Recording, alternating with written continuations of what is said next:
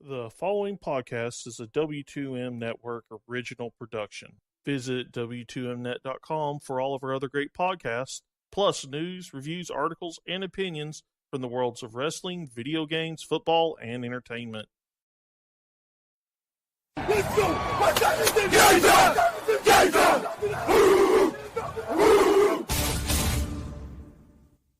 gonna be a football game tonight now. No doubt. It's gonna be a football game here. Okay. I done been here before. All right, let's go, baby. This could decide the game. 4th and goal. And they're going to snap it, and it's Trey Burton who throws, caught. Bowles, touchdown.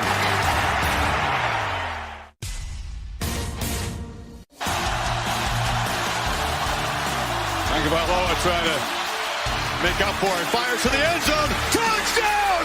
Alabama wins!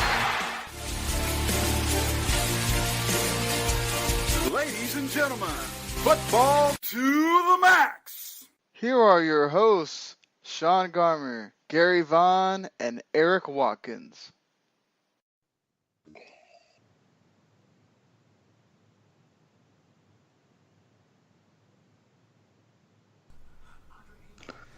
Hello and welcome to the return of Football to the Max after we have been gone for a while since the Super Bowl happened. And we have grown in number, at least for this show, because it's a special draft episode and we got to have plenty of people to talk about it. Unfortunately, one of the regular co-hosts is not here with us as Mr. Gary Vaughn is going through some trouble in the family.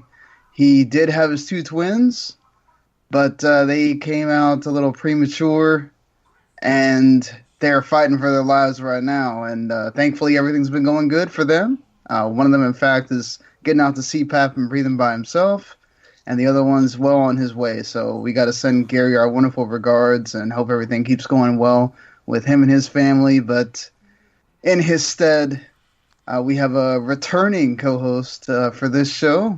And, of course, I got to introduce the one that's been down with me for however long this has been going on since Randy left us here. So, Erik Watkins, how are you doing, sir? Tired but good. There's been a fair level of, let's just say, shenanigans the first 3 rounds of this draft. And I'm like, this is how I'm coming back. Alrighty. Yeah, and of course, the first time I think we've done video before, but it might not have actually, I don't know if it ever posted or how that worked, but thanks to the wonderful job of Robert Taylor here, we are doing video for this draft episode. So, Mr. MMA to the Max himself, Robert Taylor, right there, of course, wearing his Chiefs gear and rocking it out. Yeah, and of course, returning the probably very happy Jets fan at this point, Randy Isbell. Yeah, they haven't screwed it up yet. I mean, we have one more day to go, but so far so good. And you hear him on the kickoff with Harry, Erik, and a few others, Mr. Jason Teasley as well. Afternoon, fellas. How you doing? So, all right, guys. I mean, that first round, 4 quarterbacks in the first 10 picks. Not like it was anything totally surprising or whatever. We knew that they were going to go high. Baker Mayfield number 1, though. It was like Josh Allen, Sam Darnold. The Baker Mayfield thing was kind of there.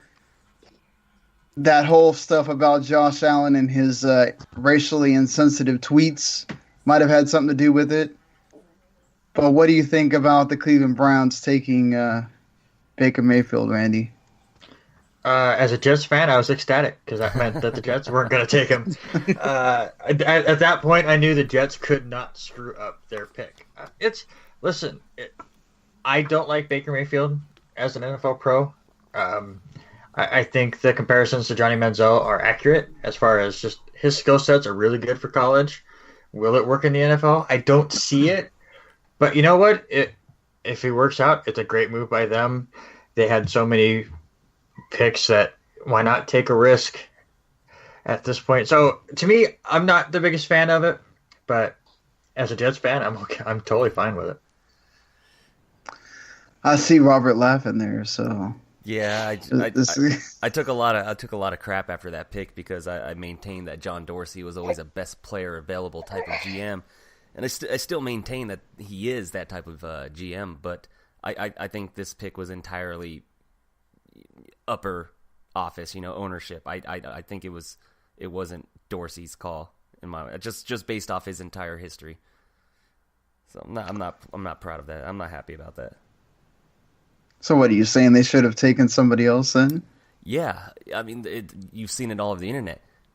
Barkley at 1, Mayfield is still there at 4. If you really wanted him, he would still be there. It was a for sure can't miss thing. You were going to get your quarterback of the future, plus the best player in the draft. I don't get why you pass up on the best player. Is that true though, Jason? I mean, it looked like if Saquon wasn't there, they were going to go quarterback. Oh, well, I mean, the Browns are going to Brown. I mean, that's the best analogy I can make. Sonny Weaver was not in the front office, so we can guarantee that draft day is still the best possibility that the Cleveland Browns fans can look forward to. But Baker Mayfield going 1 overall, like I've said many times before, he's Manziel 2.0. He checks all the physical attributes, but none of the middle. So I'm happy with him going to Cleveland. So we got Barkley. Erik, what do you think about this? Did they need to go? Could they have waited? They really could have, because, I mean, let's be real. Baker Mayfield, even with the knocks both in the media and even my personal knocks about guys like Josh Allen, Sam Darnold, Rosen, Mayfield was not the best quarterback in this draft, let alone the best player. And if you're really trying to show your fans we're going to do at least somewhat better than 1 win over 2 seasons, you start at fundamental positions. Yes, quarterback is fundamental. I don't deny that, but when you've got 2 in the first 4, running back is even more fundamental. Get Barkley, see what quarterback is there, what quarterback you can convince them to play for you, then just work from there.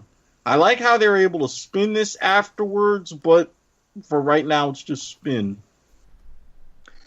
Well, even more controversial, I think, after that was the fact that you have Bradley Chubb sitting there.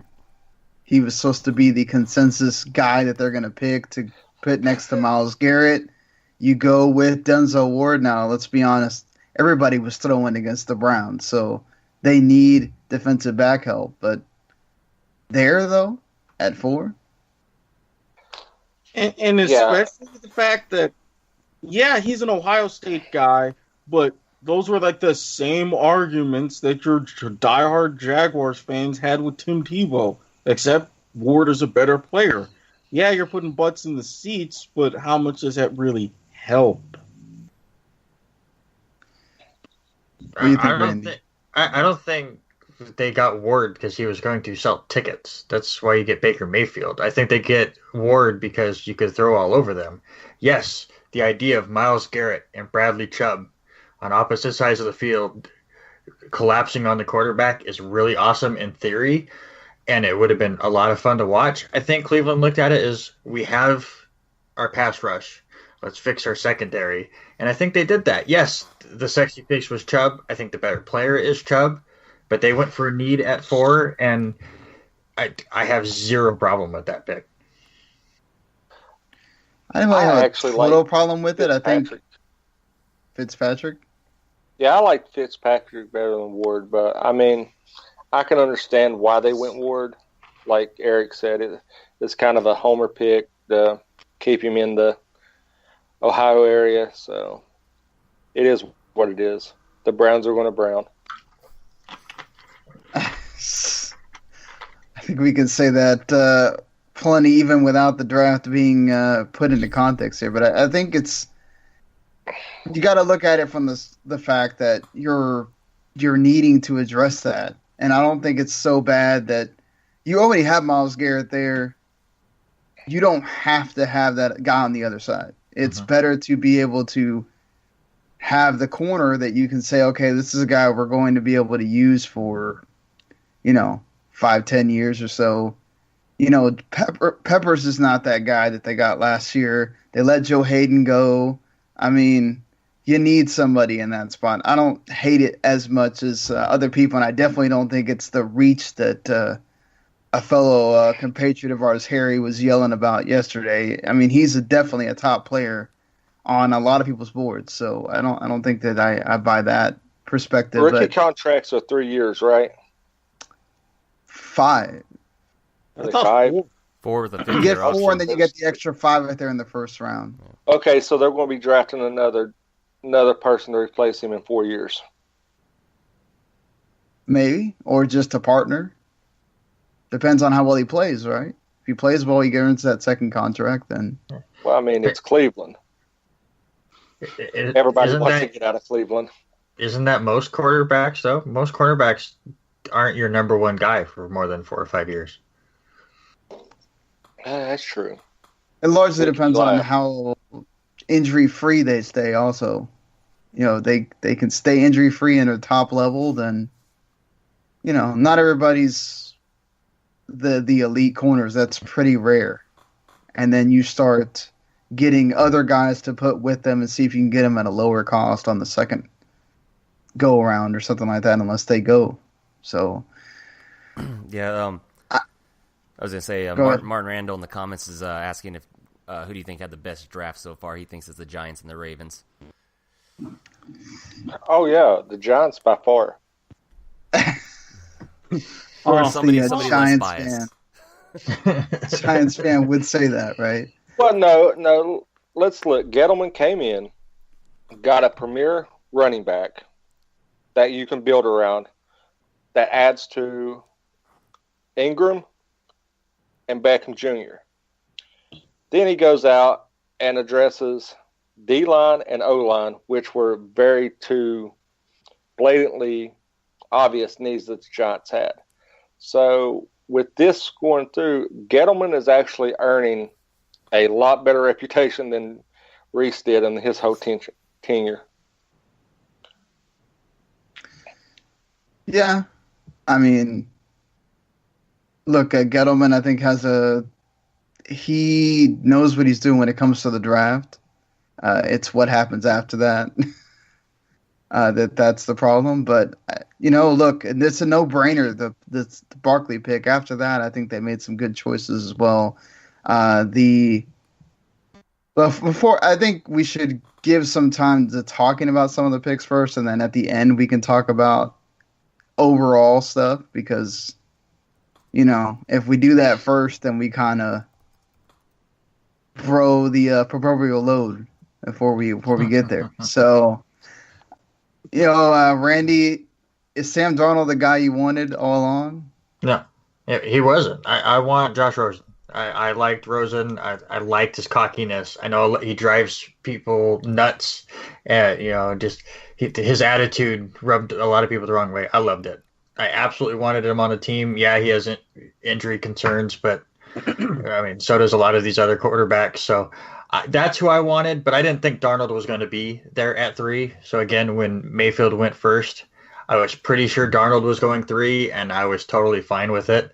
I was then really, really scared that Rosen was going to end up in Miami, and I was going to have to watch the Jets go up against him twice every year. So I'm glad Arizona moved up to get him. But no, Rosen was my number 1 going into this draft. But again, totally fine with Darnold. Has some hiccups to go, but the thing that people don't realize with the Jets, and you make fun of them because they have Josh McCown and he's been at 97 different teams and all that. The guy is a good enough quarterback. He just doesn't have the body for it. He's a very smart quarterback. He's going to be able to teach this guy. And unlike some of these other situations, McCown is going to know his spot. He's there as the bridge. You're not going to get that anywhere else. I mean, Josh Allen is going to be battling for his spot. He's not going to have A.J. McCarron teach him anything. And the same thing in Arizona. Sam Bradford is going, if I could stay healthy, I'm the man. So I'm not going to teach this guy behind me. So it's the perfect spot for Darnold to go and learn a little bit. The media is going to want him to start week 1, but it will be smart to let him sit and learn along the way until he's ready. Not like the Hackenbergs and the Petties that waited 2 years, but he doesn't have to rush out there week 1, and I think it's a great spot for him. That dog completely disagrees with you. Son of a... Yeah, you totally pissed the dog off. It's not the first time. Bambino was not happy. I mean, do we really expect Darnold to be anything special? I mean, how many great USC quarterbacks have we gotten? Two? I think he's gonna. Maybe. I think he's gonna be Matt Leinart 2.0. Well, we're rather Matt Leinart 2.0 than Mark Sanchez 2.0. As was discussed last night, Mark Sanchez at least took the Jets to back-to-back AFC Championship games. 4 playoff wins in his first 2 years. None of them were because of him. But Four two playoff wins. Yeah, listen, I think it's like way too early to be like I don't know. I just think there's got to be somebody that breaks that USC mold, right? I feel like if there's anything that you can coach out of somebody is the USC turnover problem. And I feel like with Darnold, that's an easier thing than saying, you know, whether it's a behavioral thing or like the thing with Rosen, I don't get because that whole like he doesn't love football enough because he has too many other things that he likes. Like, since when did this become a thing we start judging? Like, are we just trying to find something dumb to hate on someone for? Like, we have to have a knock on them because, you know, we need to. It just my problem with Darnold is I don't know if he'll be able to adjust to the media that New York holds. I really hope he does for Jets fans, but I think it was a better fit than Rosen. I don't think Rosen could have adapted in New York because New York tends to demand more of their quarterbacks than what most media markets out there do. But Rosen is that so media cocky. He is so cocky. He is so ready for that kind of market. I like that guy. It could have worked. It could have worked against him because he's used to being the guy. But in New York, the media might have tore him apart and actually got inside of his head. That's why I like Denard going to the Jets. I think that he'll be able to shoulder that a little bit better than what Rosen would have. And see, I'm going to disagree because, I mean, Brandy's right. That cockiness, I mean, listening to what they gave for the snippets of his interviews, like with the combine and leading up to the draft, you know, I want to win 6 rings. If Tom Brady does, then I want to win 7. And the whole, not knocking him because he doesn't love football enough. Well, what's one of the first things that everybody harped on? His big quote when he says, I don't play school, bruh. I mean, Rosen's the kind of guy that even with his various interests, could he have fully turned around the media and used it to his favor? No, but I think he would have learned enough to at least do something with it and at least get along and then just go along. Well, listen to what he said after he got drafted at 10. He's like, oh, I'm going to make these other 9 guys that got drafted in front of me look like they're nothing for the next 10 years. I'm going to be the only quarterback standing after those. I mean, like, or make him look. The dude has no chill, obviously. Yeah. So it's, I mean, or he will make 9 GMs look a lot better than what they were going into the draft. Yeah, I think he's a very boom or bust player. He's either going to be really great or really horrible. I don't think there's a gray area with him. Very good. Yeah, let's see if he can get the best. I mean, he's got a guy in Larry Fitzgerald that you can just learn so much from. So, and they added one of my favorite receivers in Christian Kirk. Yeah. Plus, you got a healthy David Johnson this year, hopefully. Anyway, I mean, that offense can move the ball, or should be able to move the ball. That's not going to be their problem, I think, at all, especially if Johnson stays healthy, which they severely went down. The problem's going to be the division they play in. Well, and also his offensive line is still kind of bad. So, and he's not a mobile guy, so that might come to bite him when it comes to playing for the Cardinals, because he might be. They didn't do much to improve that after Palmer left, so he's going to have to deal with that.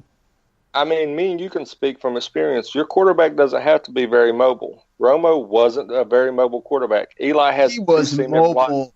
He was a hell of a lot more mobile than some of these other guys. How many crazy plays did Romo make? Well, I'm trying to throw you a bone. I'm not sure if that was. I'm not sure if that was more or less how many times he broke his back. Yeah, but Eli's got two center blocks his feet. Not a very mobile quarterback, but Romo threw to the other team quite well, and Eli wins Super Bowls. See, guys, the only thing I can remember about Romo is he threw that incompletion to Des Bryant that everyone has talked about for years. That was a catch. That was a catch. Being a Giants fan, I will go on record and say that was a catch. Not by those old rules. The new rules, absolutely. Nobody knows what a catch. It's not in the. Well, do we even know? Yeah, do we still know what a catch is after the new rules? Because I feel like that's going to come into play. I've seen pie graphs and a flow chart, and I still don't know what a catch is in the NFL.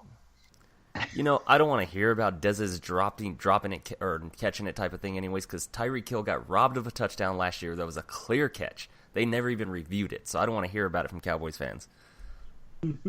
Hey, it all comes around eventually. You know, so. I mean, what do you, who hasn't, I think yeah. I mean, anybody else want to speak on their team before we get into other? Well, I actually got something. Somebody was asking for the Jets fan here, so that would be Randy. Wants to know what you think about the Dolphins draft as an enemy of the team. Again, I'm glad they didn't get Rosen.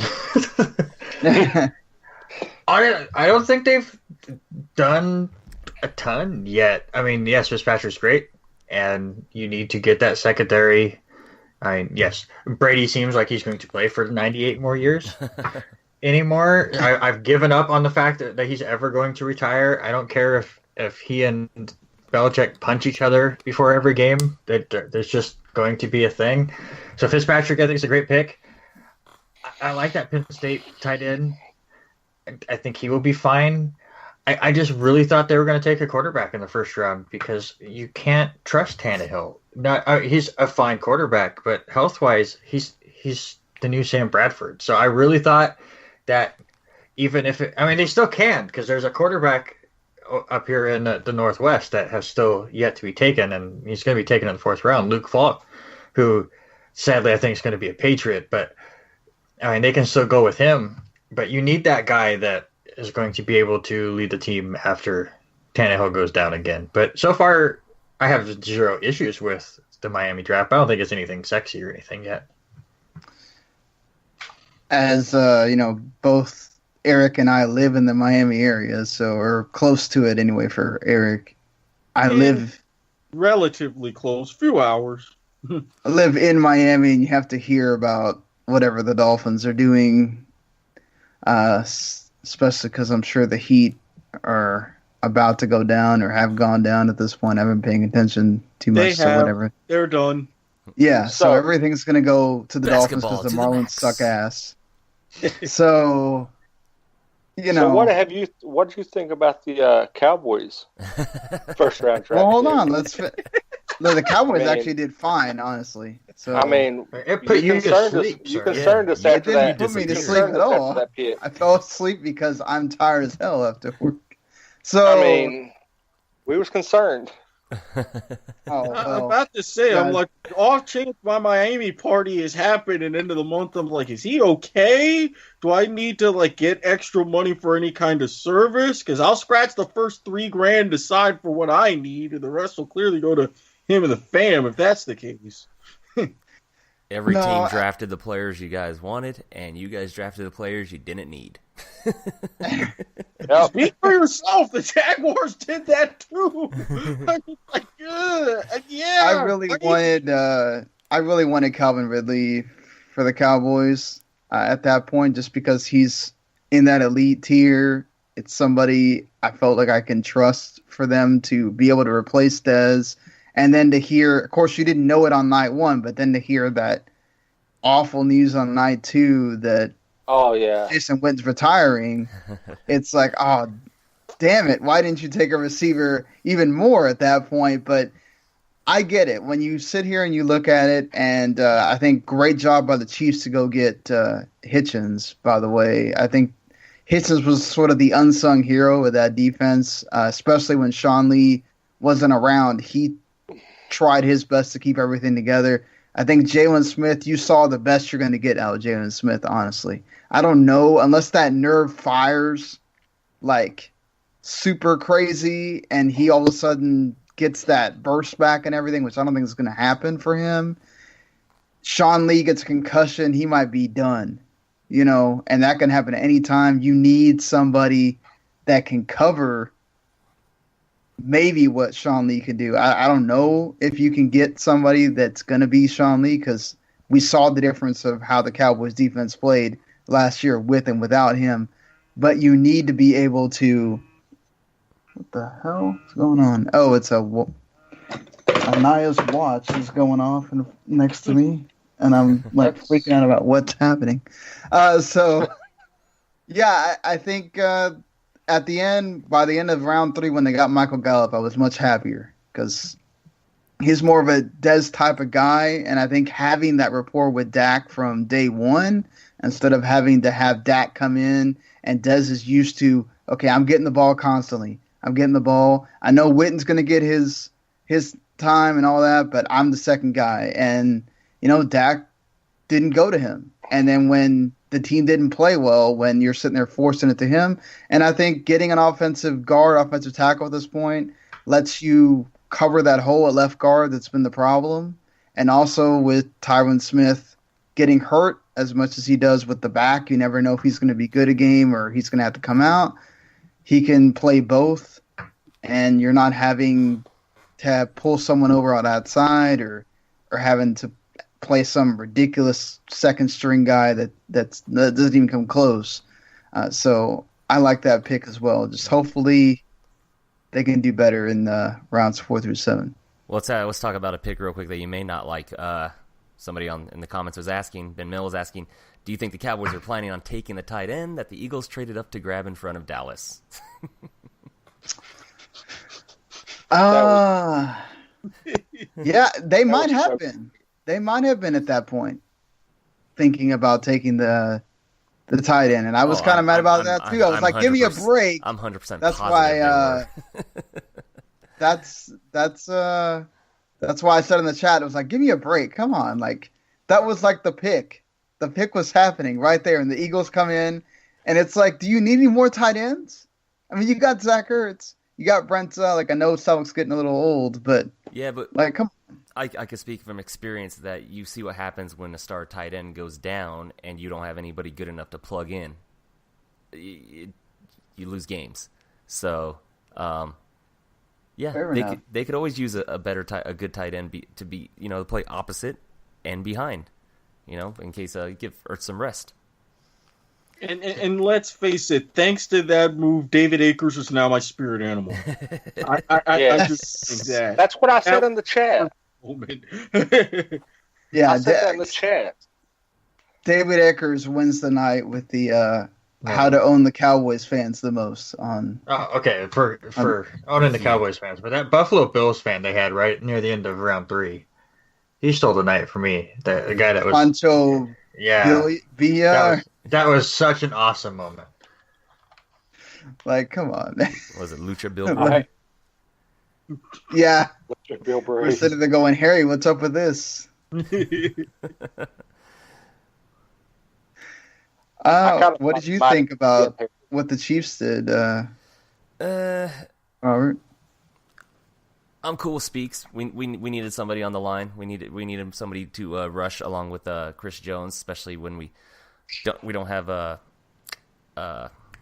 Logan anymore, and we lost Nunez Roches. So we definitely needed help on the line, on the defensive line. But the 2 outside linebackers, that's what I was puzzled about. We need corner and we need secondary help mostly. Mostly for depth. I would say that our starting positions are pretty locked up for the most part, but we needed competition and depth. And you already got Reggie Ragland, who I think is going to turn into one of the best linebackers in the league, and that's not biased. I thought the same thing when the Bills drafted him. And then now Anthony Hitchens. They're going to be the starters. And then you still have Frank Zombo behind him. You still have just drew a blank right now. Sorry. But yeah, I think outside linebacker or just linebacker period was the least of our worries. What do you think, Eric? I think you're the only one that hasn't spoken about your team yet. Well, that's because I was confused. I mean, yes, with Pozlowski's retirement, we needed something at middle linebacker. So if we were going to go defense, I would have preferred that. But I looked right at it. Hearn's gone. Robinson gone. You need guys on offense because a lot of times our problem was who was Blake Bortles going to throw to? DJ Clark? Okay, great move. But getting another D tackle and the safety from Alabama, I'm like, huh? Just maybe, but why? I don't know. Didn't Tennessee get some secondary help? There's some people that Blake Bortles can throw to. Ouch. Ouch. Going from one terrible uniform to another. Gee, thanks. Blake, hey, you know what? Blake Bortles has his time to prove it at this point. That's why I was very thankful, and I will say this until the end of time. Goodbye, Chad Henne, and good riddance. Ugh. Well, I think the Jags just kept doing what they've been doing, right? Just keep improving that defense. Keep getting younger and younger guys in there. You add another... I mean, that D-line is ridiculous at this point. Like, is there a better D-line in the entire league with all the names? If Bryant pans out, goodness. The Rams could give him a run for the money right now. Yeah. I was going to say the Rams. Yeah. But, I mean, just on sheer talent alone, names and everything, it's crazy. I mean, they were called Saxonville for a reason. And we're going to live up to that. But again, we can't do like what we did in the wild card round and win every single game 10-9. I mean... but it's such a sexy playoff game when you do. It's so fun to watch. Sexy if you're drunk. I enjoyed a great defensive game. I thought that's what I took from it. I thought it was a great defensive game. I just want to know, does Jacksonville know that there are other conferences in the SEC? I mean, I know the SEC is down in Jacksonville territory, but can they draft outside of that conference a little bit? I don't think so. In a word, no. I mean, maybe the ACC a little bit because Florida State gets a lot of equal love, but I mean, and come on. When you host the outdoor cocktail party, you're in the heart of SEC country. He's not wrong on that one. So what do you guys think is the sort of biggest surprise decision from, let's say, the first round? What surprised you the most? New Orleans made. Yeah, New Orleans won. I would say that's the biggest, like... I think he gave up a lot. Like, what the hell's going on? Like... Yeah, I mean, don't get me wrong. Davenport's solid, but that was a reach if I ever seen one. to move up that much. Pretty much half of the round and trading picks. I'm like, okay. And you're not going to get a total case of buyer's remorse with Davenport, but kind of took the price tag up a little bit higher than it needed to be. I mean, I think it's the same as the Brown situation, right? You need a guy next to Cameron Jordan, and I understand that. And then you've got the big hoss and Rankins in the middle there, so you really get to solidify that line. Sort of the same thing the Bucks did. So it sort of almost felt like the Saints were just kind of trying to equal the Bucks, and Bucks take Vita Vea and go, all right, let's have Gerald McCoy, let's have the rest of that line get all together and cause some problems. Listen, it's surprising because anytime a team trades up that high, you're thinking it's for an offensive weapon. Like everyone's thinking, okay, here's the heir apparent like to Patrick Brees. Mahomes. Here comes one of the top wide receivers. So it's just not a sexy pick. But the Saints, to me, they're just going all in this year. Mm-hmm. They'll give up whatever picks they can get to get what they need. They saw back-to-back defensive linemen go off the board and went, we got to go get our guy now because we don't have very many years left with Drew Brees. So screw having 4 or 5 picks. Let's go get the one guy that we feel that we need to get that push into one more Super Bowl with him. So did they pay a little bit too much for a defensive end, especially for – listen, I can't say that I watched a lot of Texas San Antonio games last year, so I don't know too much about Davenport other than what the experts talk about. But if the Saints think that he's going to be that missing piece for the next year or two, use whatever trade bait that you can get to go up and get him. What do you guys think about what the Ravens did going all usual with drafting a tight end? How many tight ends do these guys have at this point? And then they got to keep going until they get it right. Yeah, and then going and coming back into the first round to get Lamar Jackson. And Steve Smith went pretty just out there and was like, all right, everybody's done. Get ready for Lamar Jackson time. You think Lamar Jackson gets the Deshaun Watson treatment and Joe Flacco's out of there by like week 5? Not unless he beats out Flacco. I mean, I don't think they're going to bench him unless he actually beats Flacco out for the job. I mean, Flacco played pretty badly at certain points last year. Well, I mean, this was an interesting point that brought up. First of all, this is Ozzie Newsome's goodbye draft. This is his last one at him. So, of course, he was going to go for another tight end. But with this move, you sow the seeds by getting RG3 on a small deal, kind of to be the backup. So it's like you're getting him, drafting Lamar Jackson, so you're thinking, okay, those two are going to be the 1-2 punch if indeed he beats out Flacco, which you could say with the way that Lamar Jackson played 60-40 against, he's still got a very decent chance, and that's what the preseason's for. But I get it, and I think they were doing they did it right. But 2 tight ends, though? I don't get the 2 tight ends, but listen, when I get a message from a diehard Steelers fan saying, God damn it, when they drafted Lamar Jackson, you made the right move. And listen, everyone jokes and laughs because they got RG3, and he has no chance. Could it possibly be, I mean, not that they had this planned before, but could this be the perfect storm for Lamar Jackson? Because now you have RG3, who was Lamar Jackson before Jackson, and came into the NFL and got ran into the ground and got injured. He was phenomenal his rookie season, and they destroyed him in Washington. So you can have him tutor him and play the game smart and go, listen, I made these mistakes. If you don't, you could be what I was my rookie year and then some. We could be looking at a Colin Kaepernick, Alex Smith situation in San Francisco, where Kaepernick has all these moves and stuff, and Alex Smith is your traditional quarterback. You go with that fresh look with Jackson, it could be great. Listen, Kaepernick then fell off the map, or could just go terribly wrong Griffin. the next season. So. Yeah.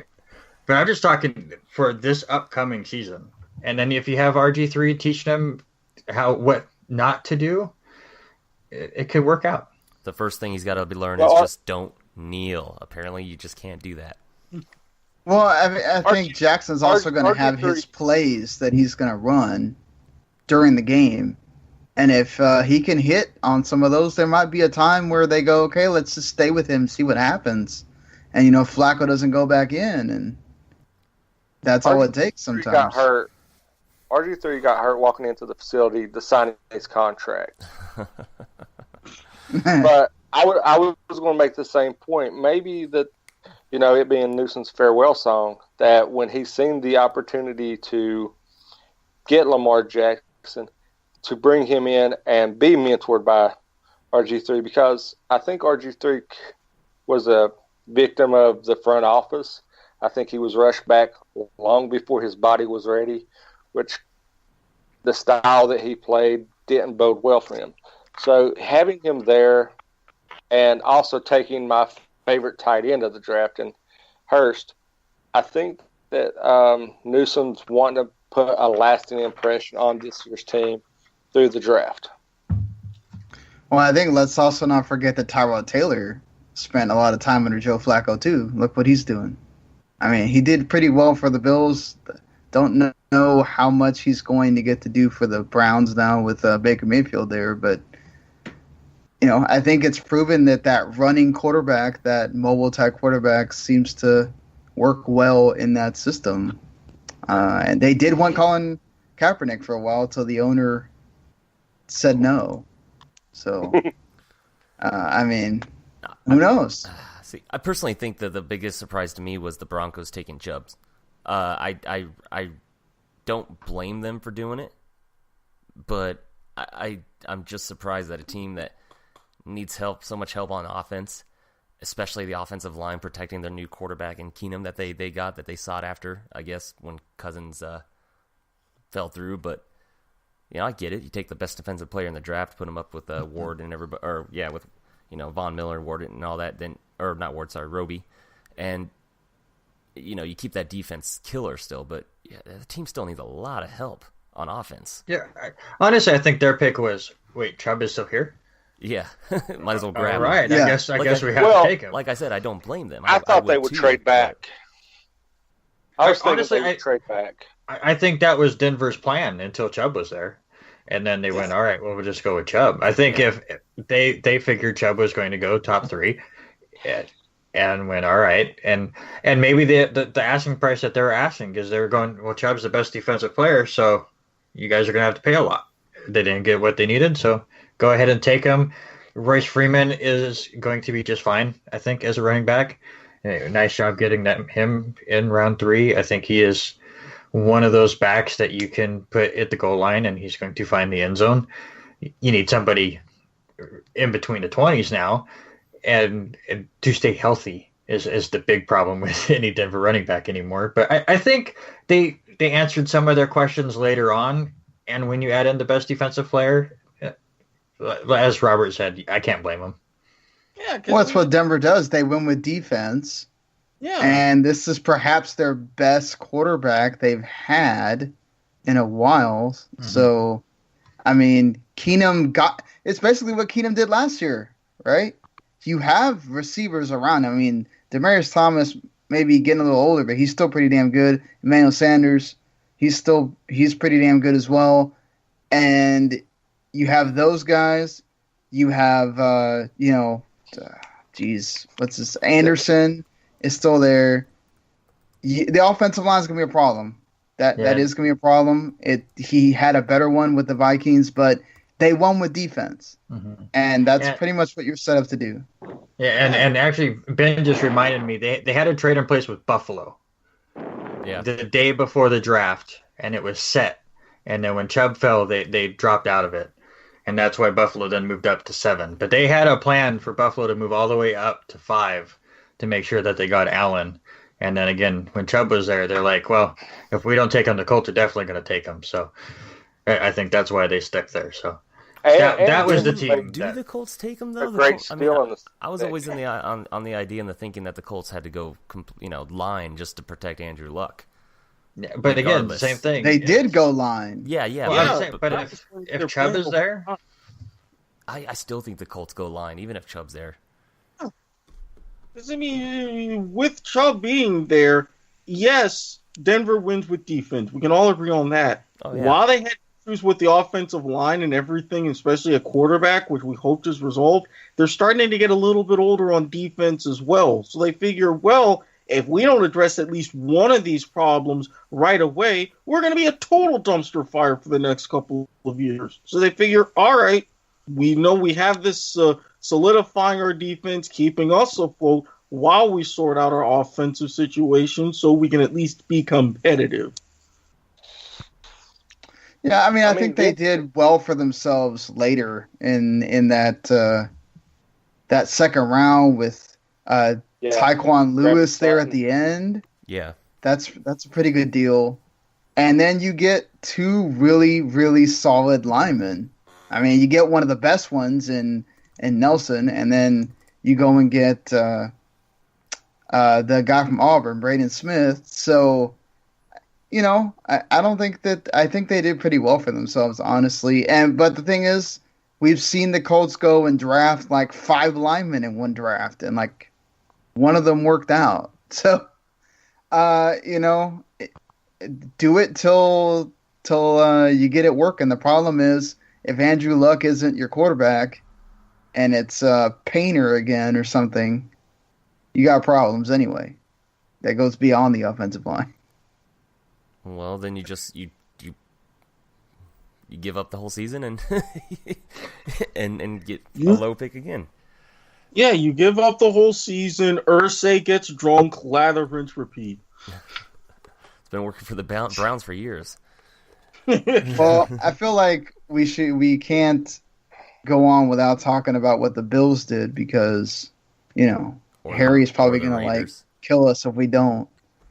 So the guy, I think a lot of people, well, depending on who you ask, Harry really wanted him. Some people did not want Josh Allen, regardless of tweets that he made when he was 15 years old or not. Those tweets are exactly why Harry wanted him.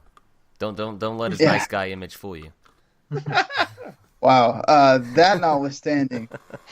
So they go and get Josh Allen. They trade up again to get Tremaine Edmonds, which I think is a great move by them. He's probably, if not the best, one of the best outside linebackers in the whole draft. And I love the Harrison Phillips pick as well. So, I mean, I think they did pretty well for themselves. At least first 3 rounds anyway. Josh Allen's was my favorite quarterback coming out of this class. I just wish Buffalo would have maybe tried to snag a wide receiver to go along with him. So you like quarterbacks that can't throw a completion? Because again, he's great in. That comes from a Jets fan. Well, he'll have a hopefully great mentor, Jim Kelly. He's healing up, getting well. He'll be around the team and helping him out. And the reason why I didn't like Josh Allen, hey, Twitter aside, God knows what would have happened if I had Twitter at 15.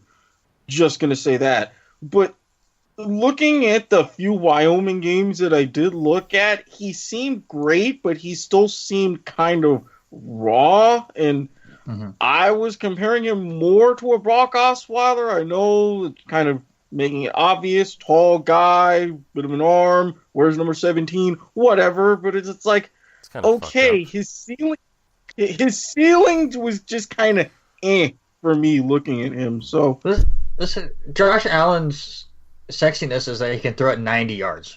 All right, that's why everyone moved him up as high as it could, because his arm is ridiculous. But Sammy Watkins isn't there anymore, or that play would be great. Just let Sammy run and then wait and then just throw it way up there and do it. But listen, I'm not big on Josh Allen, but I think he went to the perfect place.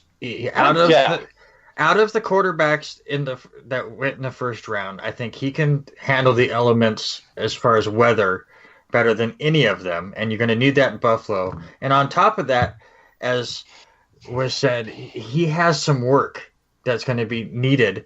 So you can go A.J. McCarron, and if McCarron lights it up, well, then you have A.J. McCarron and you're fine.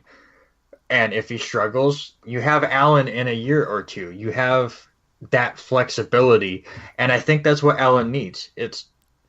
He needs some mentoring and some fixing. Just the raw ability is there. Now you just got to get the mental side.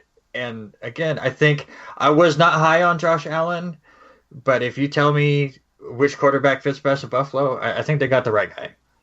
On top of that, coach and management like him, obviously, so they're not going to purposely try to sabotage him and screw him up. So, like a Tyrod Taylor. Oh, yeah. I mean, they like Peterman, too. You can see what happened with that. Yeah, they threw him into a bad situation. I mean, from the 1 and a 4th game that he played, but still. That 4th was the number of interceptions in that one game. Yeah, that's true, too. I will say, talking about going to a perfect team, I think Calvin Ridley did go to the perfect team and going with another Alabama guy and Julio Jones. And if they want to, for some reason, trade Julio Jones away, you have a guy that can sort of step right in and be, I don't know how. Yeah, I mean, you can have a comparable guy to Julio Jones, but, that's the Atlanta Falcons' call if they don't want to meet his demands or anything. See, I was against.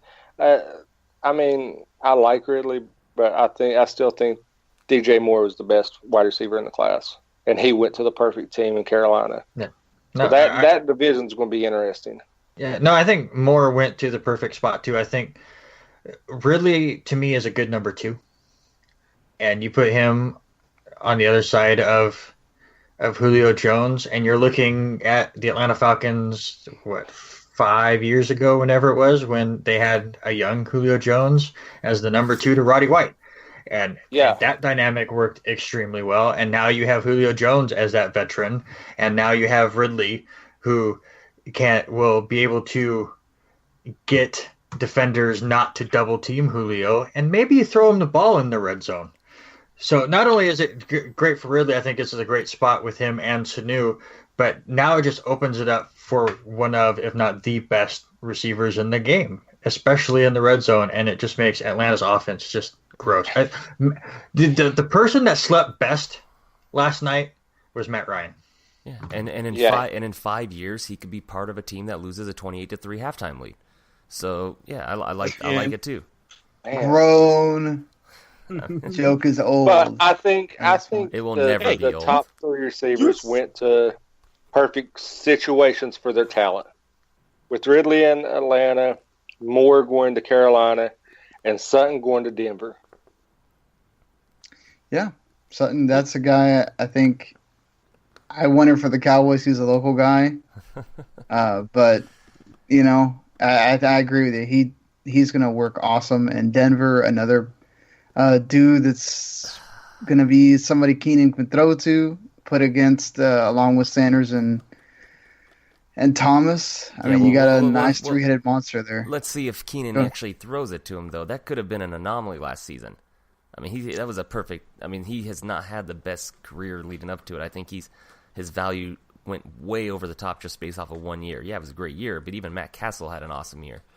So, I'm curious to see, especially because, like I said, they don't really have much. I mean, let's be honest. Matt Castle did go to the playoffs once. It's not like he just is awful in Kansas City the whole time. Yeah, but he had one great year and then was awful. That 1 year he went to the playoffs. So, I mean, I'm still torn on whether or not Keenum's actually going to pan out. I mean, not to mention the fact that, yes, he had this great year in Minnesota. Houston, okay, staying at home, playing for the Texans and everything. For the most part, he was subpar, and for some parts, he was terrible. But even when he had first came in, he had flashes of brilliance. He had great performances. It just took him years to repeat those great performances. So he's had this in him for a while. Now it's a matter of, can you keep that consistency going? Yeah. Well, when you have Jeff Fisher as your coach, you're going to suck. So, or is the Vikings team? That's why I'm just not sold yet. I'm curious. I got. Well, but the Broncos have a really good defense still. Yeah. So I mean, it's not like, again, he's going from a team.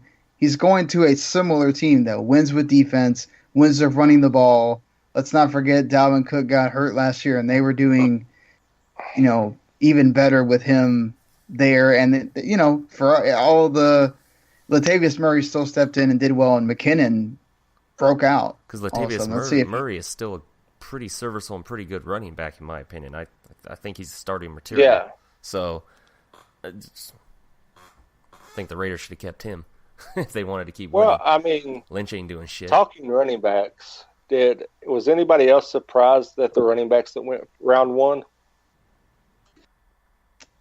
I'm surprised any running back for the most part goes round one when you find so much value in the later rounds. Well, I mean, of course, Barkley, but I mean, besides Barkley, you get one or two, but yeah. Yeah, I mean, I think the Patriots got a steal with Michelle at 31. Yeah, if it's, but the Patriots are the hardest backfield to ever figure out. So right, but I mean, use it. Yeah, no, they don't rarely use it. They use it quite a lot. I mean, Dion Lewis had how many games where he just ran and got over 100 yards? I mean, I think, they get used a lot as passing guys, but I think Michelle, even though he can pass catch, he's much more of a running back, and he can also pass block, which helps Tom Brady a heck of a lot. I'm going to go back to a guy that I mentioned on the kickoff, and I think Seattle got a great steal getting Rashad Penny, because I think Penny is going to be a very nice back in that Seattle offense with Russell Wilson. Let's see. Because what does Seattle backs tend to do? They all get hurt. Right. So, and Ben, who I think he's still in the chat, he was talking him up when they drafted him too. I don't know if you can really call it a steal when he was the second running back taken off the board. They might have made a good pick. And I didn't watch San Diego State very much, but from the sounds of it, he can break tackles a lot, which you're going to need with that offensive line. Yeah, with that offensive line, oof. But if you can get another playmaker back there that is used to getting hit in the backfield and get a little bit of pressure off of Russell Wilson, I think it's a fine pick. I think it was most surprising because I think everyone looked at Seattle and went, well, their first 5 picks are going to be offensive linemen because they're going to fire the 5 that were playing last year. So it was a surprising pick. Again, I don't know a lot about Penny. Ben has been raving about him. So it's a wait-and-see situation. But, again, he was the second running back off the board, so I don't know if it's as much of a steal. I like Chubb to Cleveland, though.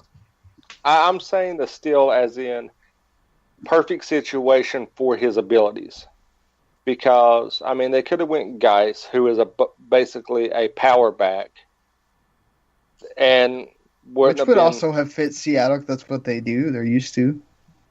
Yeah, but, I mean, it's just the versatility with Wilson and everything. I think it was the steal based on, like we talked about DJ Moore and Ridley. It's the team chemistry and the team, how the offense flows, that player going into the right fit rather than forcing a square peg into a round hole, trying to put somebody like Geis in there.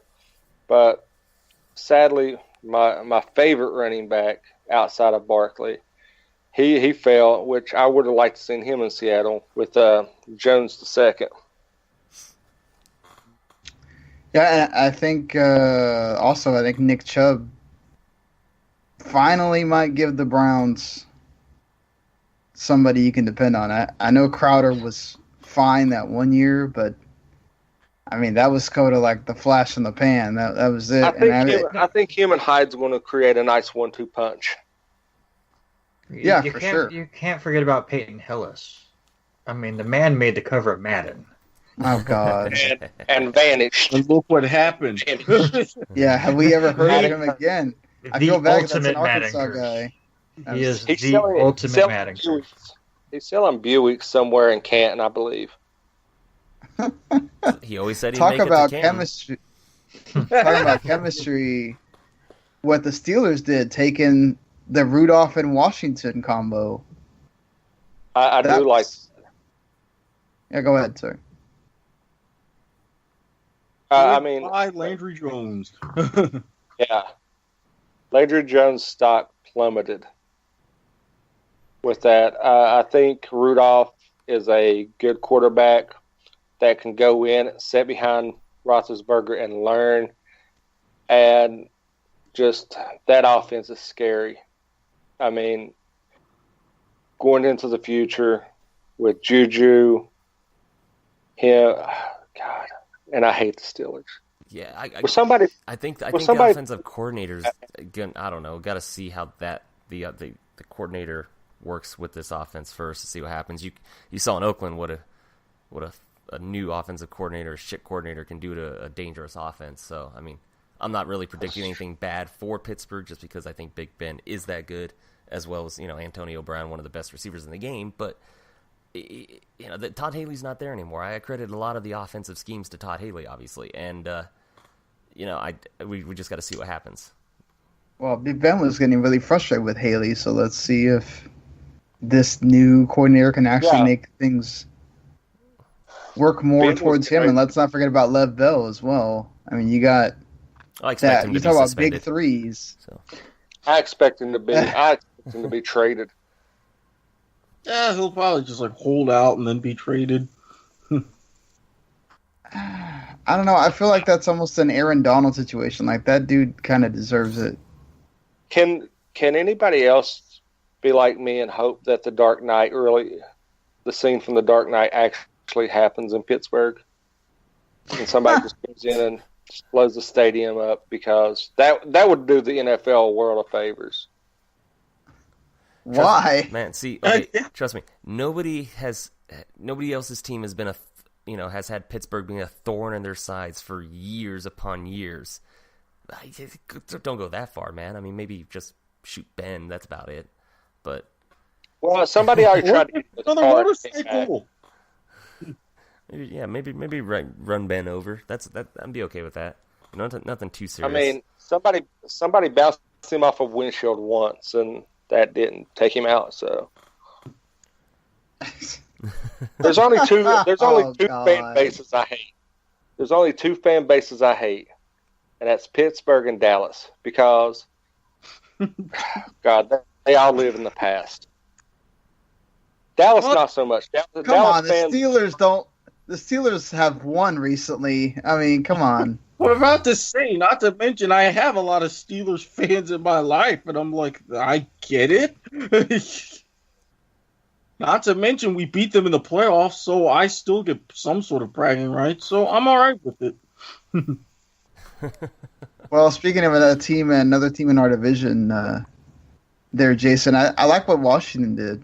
You get the two offensive linemen in the later rounds. You get Geis, who I think is going to work really well with Alex Smith.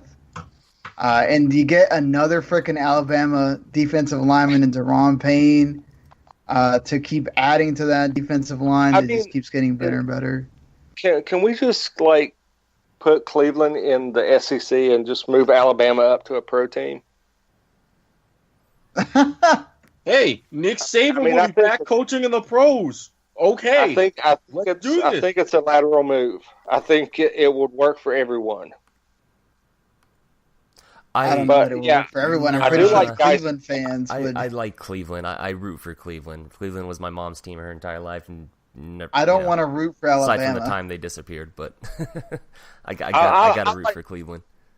Cleveland's probably my favorite AFC team, strictly because of growing up. It was either I had to watch Cleveland or the Bengals, and it was the Bengals. So, and Drew Carey says Cleveland rocks. Yeah, I mean, I watched. I went on YouTube and looked up and watched and got motivated by the Cleveland Tourism Board videos. Wow. I mean, they inspired me. At least they're not Detroit. Exactly.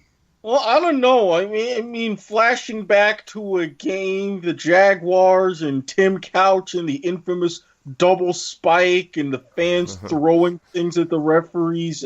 Yeah. All I had to say was, yep, this is Cleveland. Just remember, wasn't the guy from Cleveland that got hit in the face with a flag and his eye almost got put out? Wasn't that his son just got drafted. His son got drafted by the Ravens today. Oh, that's funny. Wow. That's rubbing salt in a wound, huh? Well, no, because he used to play for Orlando Brown is who you're thinking of, but he used to play for the Baltimore Ravens. That's Big Zeus. I remember talking about him on the kickoff, and I was like, yeah, if you're looking for a decent lineman, I'm like, yeah, he was a bit of a sleeper pick, so I saw it.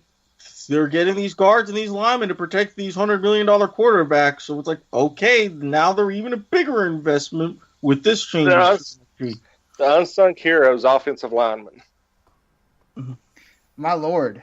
There's that's basically the quarterbacks are going to be talked about, the top four and the four in the top 10, and then Lamar Jackson there, and then Mason Rudolph later. But it was a run on offensive linemen this entire draft. I mean, this was a very deep offensive lineman draft. I mean, they still have some that I'm sitting here looking at for the later rounds, the 4 through 7. So it's amazing to me. So imagine now. Normally, you would wait until late day 2, day 3 to get yourself a lineman. Now you're at the point to where you would normally make these runs. So I can just imagine how it's going to be, even just in rounds 4 and 5 tomorrow. Well, that being said, Ben has a question in the chat saying, who is that's still left on the board that you're kind of looking forward to see where they go? For me, I mean, what about your boy Mark Walton? I get it.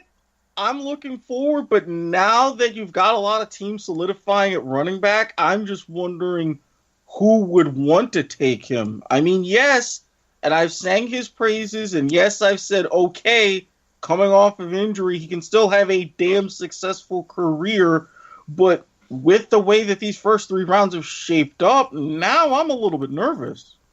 I want to see him go somewhere, or even, hell, come right here to Jacksonville. We won't screw that up too much, I wouldn't think, but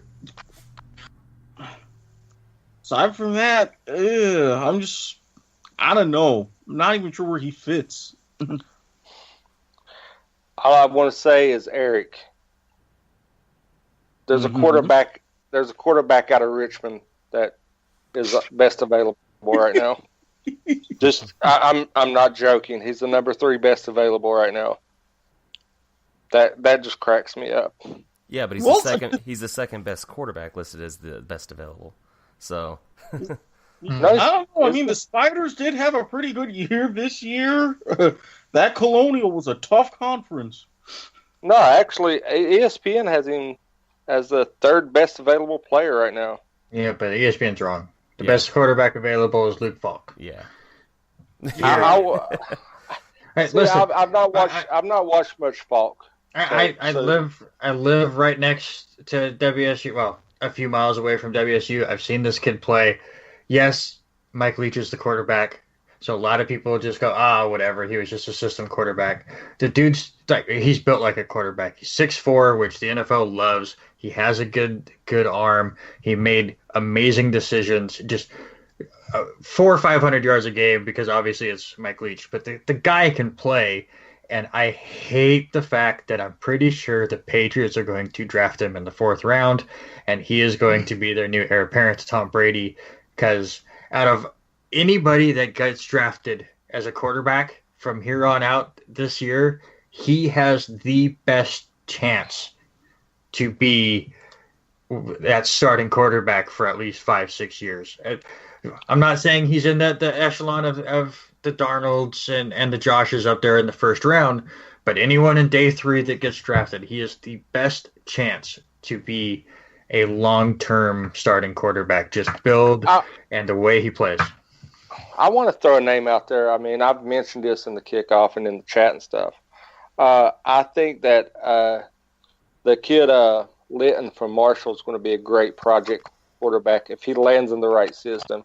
He's got the pro build, but I just think he's really unpolished and needs to work on some mechanics. So if he lands somewhere where he can get mentored, I look for him to be a nice addition in day 3.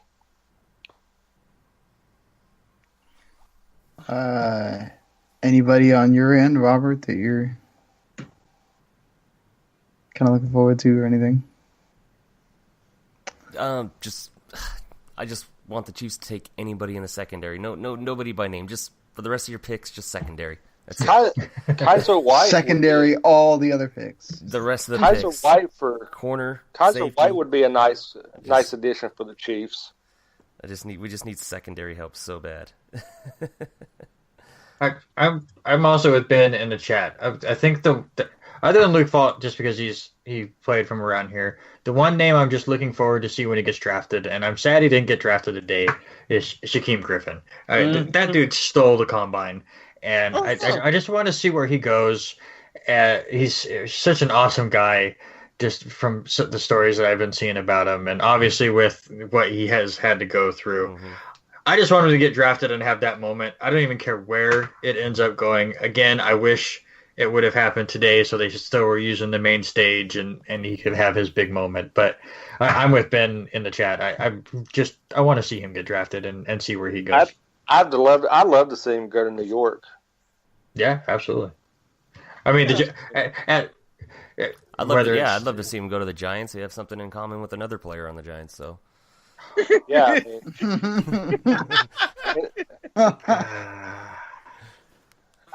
Nobody is safe. Nobody is safe. He held that out there on a silver platter, and you cut his hand off. I mean, yeah, pretty much. I said that for a reason, Robert. See, I mean, you grab that low hanging fruit, man. Yeah, well, you got to hand. That's what I like about you. That's what I like about you. Yeah, you can always count on Robert to go for the low-hanging fruit. It's there in his mind consistently. Hold on. Yeah, I don't think he's a Giant anymore anyways. I'm being paid. Yeah, so. Yeah, okay. I'm kind of looking... NAIA will make a star in day 3. I was just informed. Now wasn't Quentin Meeks talked about as somebody super going into the draft? It's from Stanford, right? I mean, he was somebody that was all over the mock weird drafts. That he hasn't been. So there's a few guys that dropped, like Josh Jackson. I thought he would go a lot earlier than he did. He dropped a lot. Harrison. The guy the Bills got almost at the end of the 3rd round, the Phillips, I thought he would go higher. It's amazing how much a combine, a workout, a just buzz period will move you up, and all of a sudden, all these guys you're talking about at the end of a season, you're not talking about anymore. I mean, so well, look what happened with Chris Jones. I mean, he had his pants fall down during his 440, and all of a sudden he dropped from a definite first rounder to come drop into the Chiefs in the 2nd. So, I mean, well, like I guess what happens when your pants fall and your dick hangs out while running. So yeah. I mean, hey, if that didn't work, I'm sure he probably had some other lucrative job offers.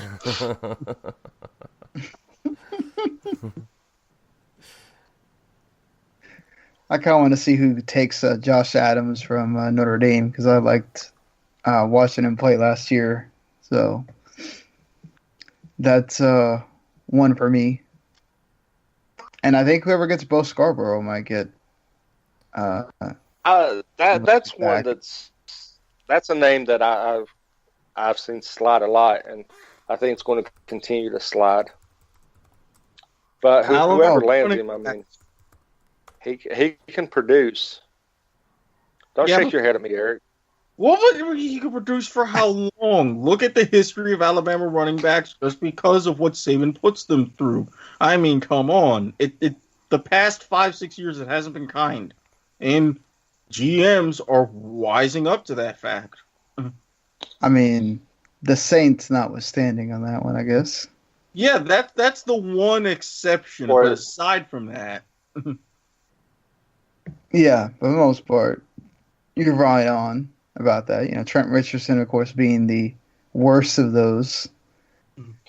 What a bust that was.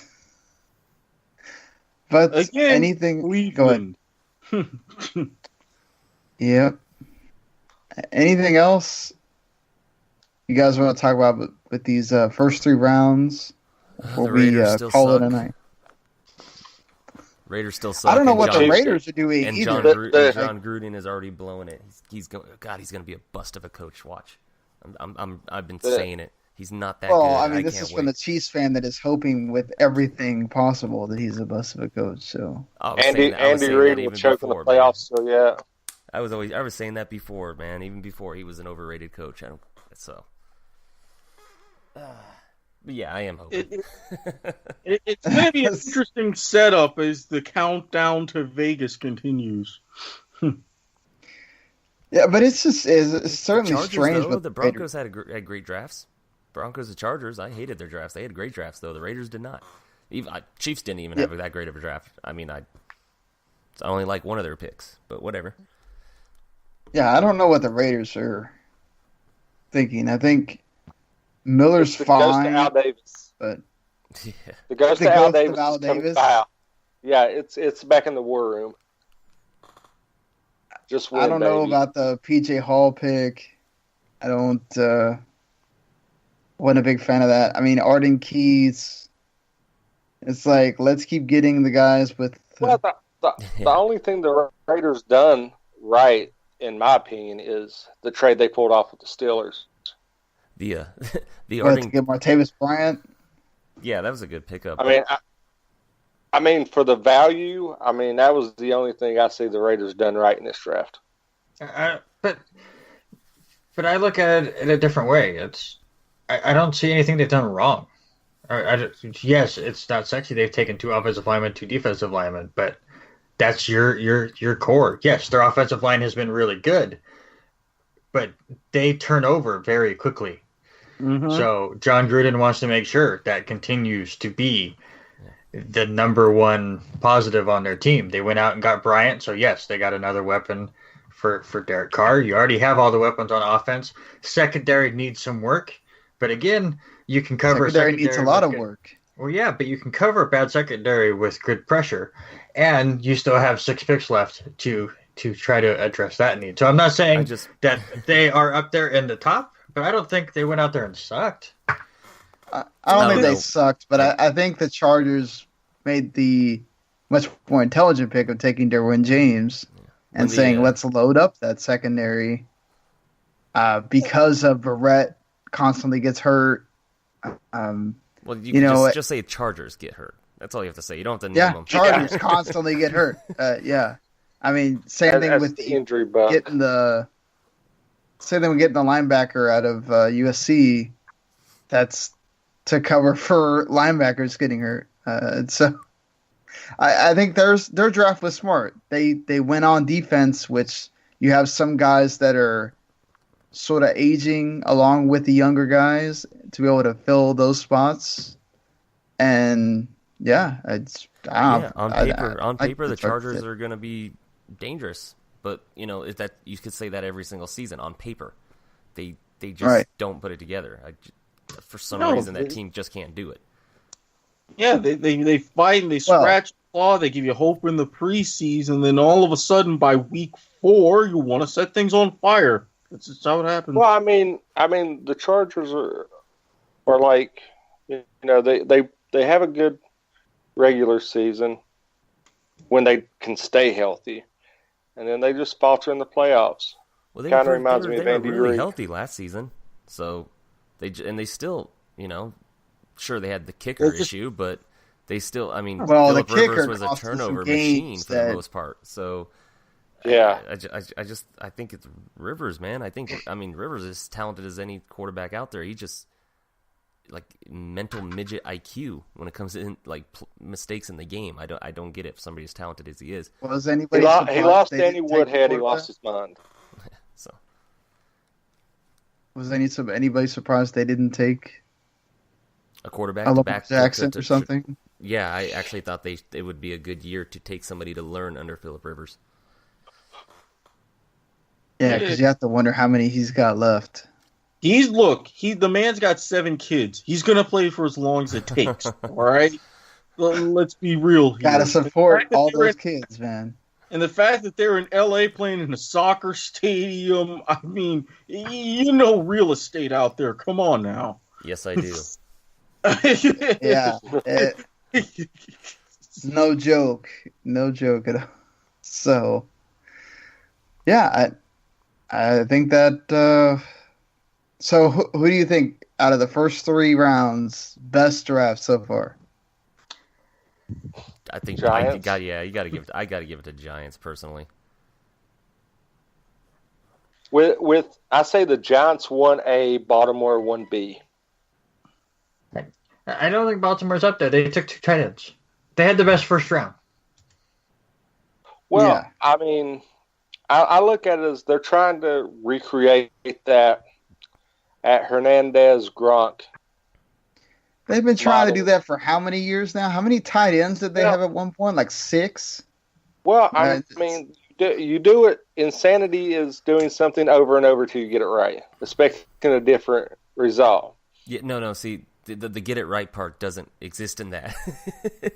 It's just doing it over and over, expecting a different result. There's never a different result if it just doesn't work. I hope it might work this time. I hope they're not going for the Gronk and Aaron Hernandez situation. We all saw how that turned out. Well, oh God, especially Gronk. It did work before, Yeah, and one went to Vegas, and then one, went to the hospital. Yeah. Yeah. Over and over again. Yep. Sean, who do you think won this draft? And one's just hanging in there until we get back to him. Oh man, that's awful. There it is. That is I didn't awful. but Good Lord. That's damn. I mean, I thought the Bucks had a great draft too, to be honest. I mean, yeah. So, Robert's just trying to change. No, he needs to change the subject because that was awful. No, I was just trying to keep Sean from trying to tell everybody that he thought Dallas had the best one. No, they didn't. I thought they did pretty good, but he was David Carey. Honestly, you know what? Honestly, I think for what the Browns needed, you get Mayfield, you get Ward, Nick Chubb, possibly your running back that you've been seeking forever. You get a lineman. I mean, yeah, but Mayfield at 1 automatically just destroys it. We don't know that yet. Think of this. They could have got the number 1 running back and still got the quarterback they wanted.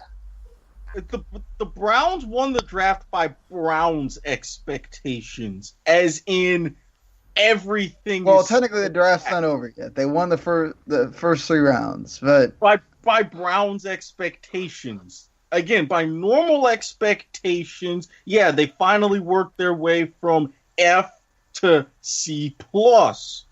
But If you're grading on that Cleveland curve, it's an A. At least they're not Detroit. At least they're not the. I mean, that's saying something, but it's just like. Well, see, I was going to say the Jets, but we have a Jets fan, so. Hey, again, they've only had 2 picks. They haven't screwed it up yet. I have zero clue who the second guy is, but the experts on my TV sounded like he was good. I don't see the problem with what the Lions did. I like Kerryon Johnson, and of course, being an Arkansas guy, I watched a lot of Frank Ragnow, and he was terrific for them last year. So, I don't know much about Tracy Walker. Not like I watched a lot of Louisiana tape or whatever. Who has the worst draft so far? The Raiders? No. The Raiders? No. The Saints? Because I mean, like we said earlier, well, Raiders. The Saints, you never know. They have had 2 picks. Yeah, true. The Saints. I mean, the Rams. They only have like 1, 2. Yeah, that's not really. And was it really anything? The Eagles. Chiefs didn't really have a great of a draft. Yeah. So actually, you're right. The Rams had the worst draft so far because they only had 1 third-rounder. So yeah, I was going to say that. I mean, by so technically, by math. I mean, really, what kind of value did they get? The Rams look like they have the squad guy. The Rams look like they have the Jets strategy from like 2 years ago. They have 5 6-rounders. I think the Jets had that many. Yeah, but look at who the Rams have on their team and what they did in the offseason. I mean. Yeah, I don't think they really cared about the draft right now. No, it's tough to pick losers here because, I mean, it all kind of depends. Everyone's going for needs. Most of these are going to miss, which is the crazy part about this draft. I mean, how many people actually turn into anything? It's like, oh, they didn't take an offensive lineman in the first round. They needed offensive linemen. I'm talking about Seattle. Well, how many of the offensive linemen are going to be straight studs just because they're first round? So it's impossible to say. Back on the side that I like so far, I think the Giants probably have won it so far. I'm with you guys, but I loved Arizona's draft so far. To me, they got the best quarterback at pick 10. They got him a good weapon.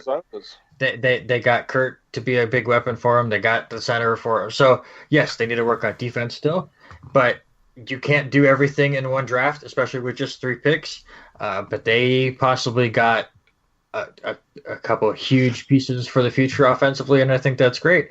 Honestly, going through some of this draft, yes, you can question a lot of things. You can question why the Saints moved up.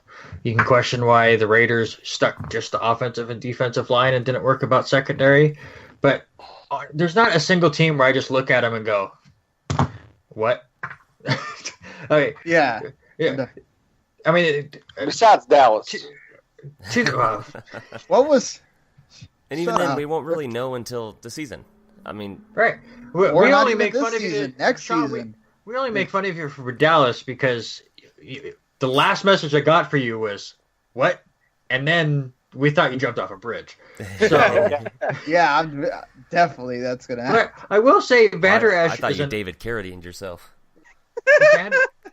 For a guy that lives in Idaho, Vander Esch is an awesome story. Obviously played 8-man football in high school. A guy that I bowled with for years, who is a photographer, went down and was taking photography for some tournament and had talked to the head coach there, and his freshman year said, this dude's going to be something. So it's just one of those really awesome things. You go from 8-man football in Idaho and you get drafted in the first round in the NFL draft. Even though it's to Dallas, as Mike, who has been on this podcast, had said, you know what? That dude just made millions of dollars. I don't think he cares. Yeah, exactly. I'll get behind that. I'm sure he's happy to go to America's team, okay? So they're not America's team. Yes. They're still They're not even Texas's team. Damn. That's wrong. You know it. It's true. It's harsh but true. What are you saying? Because a hurricane happened, you all of a sudden love Houston? What? I don't love Houston. I mean, I have a man crush on J.J. Watt, but I mean, that's beside the point. We won't go into that. Well, J.J. Watt is just like a special person. I mean, like, We've gotten way off the rails here, but who is America's team anymore? I think Denver won it last. Like the poll. Denver? Yeah, Denver beat out Dallas. And I think they've held it for like the last couple of years. So honestly, that surprises me. I thought it was going to be Green Bay because they seem to have a fan base everywhere. I would say Green Bay or the Steelers. Well, see, that's the thing though. I mean, the people in Green Bay have jobs to go to. The people in Denver are busy at home getting high. So they could just sit there and vote all day. Not to mention, everybody wants to go to Denver, so it's like, hey, we could go to Broncos. Well, I don't know about in the winter, but maybe in the summer, yeah. Please, Denver fans, don't take my shit seriously. Full smoke. Please come to Denver in the springtime. Come on down to South Park and have yourself a time. Oh boy. We have lost it. All right. Before it goes off the rails more, I want to thank all these guys for being on. Because they sure didn't have to, and especially after I fell asleep yesterday. They could have just said, you know what, screw this guy. We're not doing this tomorrow. But they did. We tried to say that, but we felt that there might be repercussions. On the record, I was not afraid of repercussions because I've been on the other end of them before, so I didn't care. Let's go. Yes. Bro, that's the first thing that you texted me that morning. It's like, yeah, please tell me you did it. I'm like, yeah, funny thing about that. Well, because I wanted it to be out there for the first round, because normally we don't talk about the second and third. We just do the first round, and then we just do team grades after that. But, hey, we did a little bit different this year. Maybe Monday or Tuesday we'll be doing the team grades after, of course, what happens on Saturday with rounds 4 through 7. So, yeah, that should be... I know a lot of people just kind of tend to skim or skip once you get to rounds 4 through 7. But we'll try to... some more playoff action going on in a few other sports. The Thunder are gone. It doesn't help that the coverage for the draft completely skims over the picks the final day. Yeah. Anymore, it's they're talking about something else, and on the bottom they're just going it's like pick 8 after hours pick after or pick, whatever, and you're right? like, who are these people? Where are the videos on these people? And then 30 minutes later, you're like, oh yeah, this guy got drafted like 20 picks that's ago. where you Let's have to talk have about more him. videos because you don't know who the hell these people are. Yeah, so it makes it really tough to watch day 3. You got like Uncle Rico out of San Diego University. Drafted he got 5th round. That's who the Jets got in the 2nd round. What I forget. He was from. They said Fort Hays State. Where is Fort? Hold on. Where's Fort Hays State at? Does anybody know? I have no idea. Fort Hays State is where the Jets got their 3rd round pick. Get our resident Division III guy on here Fort to see Hays. if that's. Call our resident Division III guy. It's in Kansas, I guess. Okay, because I'm like, all right, even with Humboldt State, I kind of heard of them. Kansas City. Hey, in-state tuition for that school is only $4,500. That's not terrible. He's from a community college out west. Fort Hays State Tigers. There you go. So, and their main rival is the Nebraska Kearney team. So, yeah, they're Division II. That's going to be the 4th round pick for the Jets. Another guy from Fort Hays State. So to the rest of the country, that's called, it's the Nebraska Colonels, but people in Nebraska say, "Hey, pass them Kearneys." So. All right, guys. Good night. Okay, let's get out of here. This is off the rails, so let's wrap it up. All right, so again, I want to say thank you to all the guys for being on. I will probably, I don't know, unless these guys want to be back for the team grades, it'll at least be me and Erik back. Again, we want to wish Gary and the whole family speedy recovery to the kids. Definitely. And hope things keep going well. And yeah, of course, you want to make sure you go and subscribe to the whole W2 network because, like I said, all these guys do something for the network. You have, of course, Robert with the world famous MMA to the Max podcast. And always check out his video podcast because they're great. And he's the one that's been pushing us to do this right here. So if you like it, hit that like button, hit that comment, let us know. Perhaps we can figure out something to keep doing it this way. Of course, Erik is also my compatriot over there for Soccer to the Max. Miss Rachel McCrigger has been sick as well, so that's why we haven't been doing that. But we'll get back to that pretty soon this week, hopefully.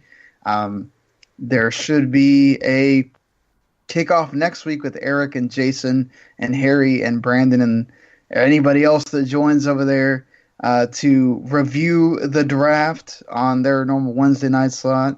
And Randy, of course, does. I'm just here. Yeah, he's just here. He does reviews here and there. He does a trivia thing. You're still doing that, Randy? I don't know if you. Yeah, I'm actually working with Robert right now. We're going to be doing an MMA one here whenever I stop being lazy about filling out the format.